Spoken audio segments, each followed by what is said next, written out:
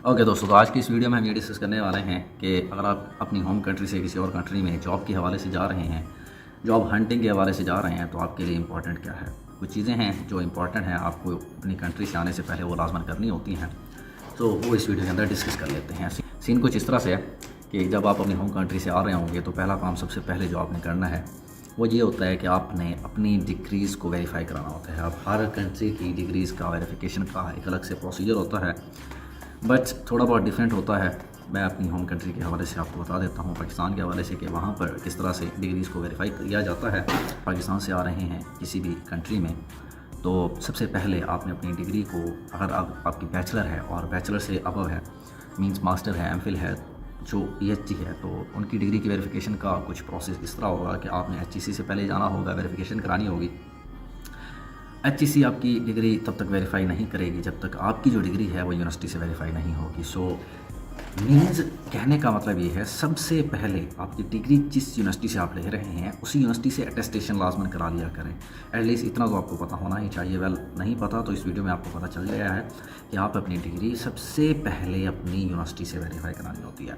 उसके बाद आप एचईसी के पास जाएंगे, दैन उसके बाद आप मुफा मतलब ministry of the foreign affair की तरफ जाएंगे, फिर उसके बाद आप एम्बेसी की तरफ जाएंगे। अब फॉर एग्ज़ाम्पल अगर आप आ रहे हैं यूए, तो पाकिस्तान में रहते हुए यूए एम्बेसी में जाकर अटेस्ट कराएंगे। अगर आप सऊदी अरबिया जा रहे हैं तो आप पाकिस्तान में ministry of the foreign affair से डिग्री वेरिफिकेशन कराने के बाद आप सऊदी एम्बेसी से अपनी डिग्री को वेरीफाई कराएंगे। मतलब जिस भी कंट्री में जा रहे हैं आप जॉब हंटिंग के हवाले से, तो आपने अपनी डिग्री को मिनिस्ट्री ऑफ फॉरेन अफेयर से जब वो वेरीफाई हो जाए तो आपने उसी कंट्री की एम्बेसी से जाकर वेरीफाई कराना होता है, और तब उसके बाद आप किसी और कंट्री में, मतलब जिस कंट्री में जा रहे हैं वहाँ पर मूव करें। अब दूसरी चीज़ जो कि मोस्ट इम्पॉर्टेंट है वो ये है कि आप जब अपनी होम कंट्री से किसी और कंट्री में जा रहे हैं तो आपने अपनी जो सिम जो अपनी होम कंट्री में यूज़ कर रहे थे उन्हीं सिम को आपने इंटरनेशनल रोमिंग के ऊपर लगा लेना है। सबसे ऑथेंटिक मेथड ऑलरेडी बता चुका हूँ, अभी बता रहा हूँ। आपने उसी सिम कार्ड की जो फ्रेंचाइज़ होगी उसके ऊपर जाकर आपने उसको इंटरनेशनल रोमिंग के ऊपर लगवाना है। इससे बेनिफिट ये हो जाएगा कि जो सिम कार्ड आप अपनी होम कंट्री में यूज़ कर रहे थे उसको आप दूसरी जिस कंट्री में जा रहे हैं वहाँ पर भी यूज़ कर सकेंगे। सो इससे बेनिफिट जो हैं वो बहुत सारे हो जाएंगे। कॉन्टैक्ट रहेगा आपका अपने रिलेटिव्स के साथ, दोस्तों के साथ और बाकी सबके साथ। आपके अकाउंट सिक्योर रहेंगे, आपके बाकी जो काम हैं, प्रोसीजर हैं, हर चीज़ वो फ़ायदे में रहेगी। सो आई होप ये दूसरी चीज़ भी आपको समझ आ गई। जो तीसरी चीज़ में मोस्ट इंपॉर्टेंट है वो आपको समझनी बहुत ज़रूरी है कि जिस कंट्री में आप जा रहे हैं उसका वेदर आपने देख लेना है। फॉर एग्ज़ाम्पल अगर मैं बात करूँ यूए की, तो यहाँ का वेदर कभी गर्म होता है, कभी सर्द होता है। सो डिफरेंट स्टेट में डिफरेंट होता है। अगर तो मैं बात करूँ अल-सिली जो इसकी एक स्टेट है, तो इस साइड में अगर आप आएंगे तो यहाँ पर सर्दी भी होती है, गर्मी भी होती है, और कुछ मौसम ऊपर नीचे होता है। फॉर एग्ज़ाम्पल अगर बात करूँ तो मौसम कुछ इस तरह से होगा, सर्दियों में सुबह के टाइम, दोपहर के टाइम बहुत ज़्यादा गर्मी होगी, और रात को इतनी सर्दी होगी कि आपको कुछ भी पहन कर सोना होगा। तो ये चीज़ आपको समझना ज़रूरी है। और अगर यूएई की किसी और स्टेट में चले जाएं तो वहाँ पर मोस्टली बहुत ज़्यादा गर्मी रहती है, बट हर कंट्री में फैसिलिटीज़ भी होती हैं। ज़ाहिर सी बात है जिस कंट्री में आप जा रहे हैं वहाँ पर आप जॉब हंटिंग के हवाले से जा रहे हैं, ज़ाहिर सी बात है उस जहाँ पर जॉब हंटिंग करने के लिए जा रहे हैं, जॉब ढूंढने के लिए जा रहे हैं, ज़ाहिर सी बात है वहाँ वो कंट्री कोई आम सी कंट्री नहीं होगी। यूएई की एग्जांपल ले लेते हैं तो यहाँ पर मेट्रो, बस, कोई भी टैक्सी है, चाहे ऑफिस है, मॉल्स हैं, रूम है, जहाँ पर अकोमोडेशन आप करते हैं, ईच एंड एवरी प्लेस के ऊपर एसी लगा हुआ है। मींस कि कोई प्रॉब्लम नहीं है। हाँ, एक चीज़ ये है, अगर आप इन्वायरमेंट में बाहर कहीं आउटसाइड पर घूमने जाते हैं, ज़ाहिर सी बात है वहाँ पर आउटसाइड तो गर्मी होगी जो कि एक नॉर्मल होती है।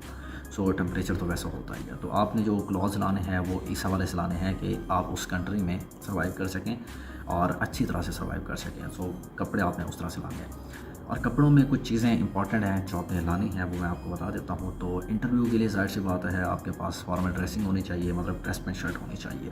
अब एक पढ़ा लिखा बंदा, उसे फॉर्मल ड्रेसिंग का नहीं पता और उसे कैजुअल ड्रेसिंग का नहीं पता, डिफरेंस का नहीं पता इसका, तो वो अब ड्रेस पैंट शर्ट नहीं पहनता, वो नॉर्मल चला जाता है इंटरव्यू के लिए और बाकी जगह के ऊपर। तो अजीब लगता है। एक एजुकेटेड पर्सन में और अनएजुकेटेड पर्सन में थोड़ा सा डिफरेंस उसी चीज़ से ही रिप्रेजेंट होता है जब आप दूसरी कंट्री में जाते हैं और जॉब हंटिंग के हवाले से जब होता है। तो खैर ये कुछ चीज़ें हैं और इसके अलावा भी और बहुत सारी चीज़ें हैं जो थोड़ी थोड़ी नॉर्मली डिस्कस कर लेते हैं। नॉर्मल रूटीन में अगर बात करूँ तो नॉर्मल रूटीन के लिए भी आपने कुछ कपड़े लाने हैं। फॉर एग्ज़ाम्पल जो आप नॉर्मल रूटीन में ट्राउज़र पहनते हैं, शॉर्ट्स पहनते हैं, या आपके ऊपर डिपेंड करता है, तो वो आपने लाजमन लाने हैं। और जब आपकी ड्यूटी हो जाएगी, जॉइनिंग हो जाएगी, तो हर जो फील्ड होती है उसका अलग से होता है। सो उसी लिहाज से आपने कपड़े पहने होते हैं। फॉर एग्ज़ाम्पल अगर इंजीनियरिंग फील्ड से हैं तो ज़ाहिर सी बात है यहाँ पर आप जॉइनिंग के बाद कैजुअल ड्रेसिंग भी पहन सकते हैं, बिकॉज़ उसके बाद क्योंकि हेलमेट होते हैं और जैकेट्स होती हैं और बाकी चीज़ें होती हैं। तो और इसके अलावा बहुत से लोग क्या करते हैं कि CV प्रिंट करा के लाते हैं, किसी भी कंट्री में जा रहे हैं, ठीक है, अच्छी बात है, फ़िज़िकली आप जाएँ, ठीक है। मैं ये नहीं कहता कि आप जब अपनी होम कंट्री से आ रहे हैं तो आप अपनी होम कंट्री से CV को प्रिंट करा के ना लाएँ, बेशक लाएँ, ठीक है। और फिज़िकली भी जाएँ अप्लाई करने के लिए, ऑनलाइन भी अप्लाई करें, दोनों मेथड अच्छे हैं। कोई ये नहीं है कि दोनों मेथड में से ये वाला मेथड अच्छा है और ये गंदा है, दोनों ठीक हैं, दोनों सही हैं। तो ये और जैसे छोटी-छोटी चीज़ें होती हैं नॉर्मल रूटीन में जो हर इंसान की ज़रूरत होती हैं, वो आपने लाज़मन लानी है। और इसके साथ आप ये जो बाकी जब आप पहुँचेंगे यहाँ पर, तब आपने यहाँ पर क्या करना है वो आपको बताऊँगा। तो सबसे इम्पॉर्टेंट जो मैं आपको यहाँ पर अब बताने वाला हूँ, ये सबसे ज़्यादा इम्पॉर्टेंट है। जब आप किसी और कंट्री में मूव करते हैं अपनी होम कंट्री से, तो बाकी चीज़ें साइड में रखें और सबसे पहली चीज़ आपने जो माइंड में रखनी है, जिस कंट्री में आप जा रहे हैं उस कंट्री में आप रिहाइश कहाँ करेंगे, मतलब स्टे कहाँ करेंगे, आपकी अकोमोडेशन कहाँ होगी। सो ये मोस्ट इम्पॉर्टेंट होता है, ये आपने खुद से देखना है। चाहे आप रिलेटिव के साथ रहना चाहते हैं, दोस्तों के साथ रहना चाहते हैं, खुद से बाय करना चाहते हैं किसी अकोमोडेशन को, तो ऑनलाइन बहुत से मेथड होते हैं। डूबीज़ल के थ्रू UAE में अकोमोडेशन आप इजीली ढूंढ सकते हैं। अब वो आपके बजट के ऊपर होता है, अच्छी ढूंढें, उससे अच्छी ढूंढें, उससे अच्छी ढूंढें, जितना आपका बजट आप अफोर्ड कर सकते हैं उस लिहाज से आप ढूंढेंगे। लेकिन एक चीज़ नहीं बोलनी, आपने अपनी अकोमोडेशन के ऊपर लाजम फोकस करना है, क्योंकि यहाँ पर आने के बाद पहली चीज़ होती है अकोमोडेशन, बाकी चीज़ें बात का मसला होती हैं। सो आई होप आपको ये चीज़ें समझ आई होंगी। क्वेश्चन हो पूछ लेना, नो प्रॉब्लम। सो अगली वीडियो में मुलाकात होती है। ये वीडियो अच्छी लगी तो लाइक, कमेंट, शेयर लाजमन किया करो, और रिक्वेस्ट यही करूँगा कि सब्सक्राइब लाजमन किया करो।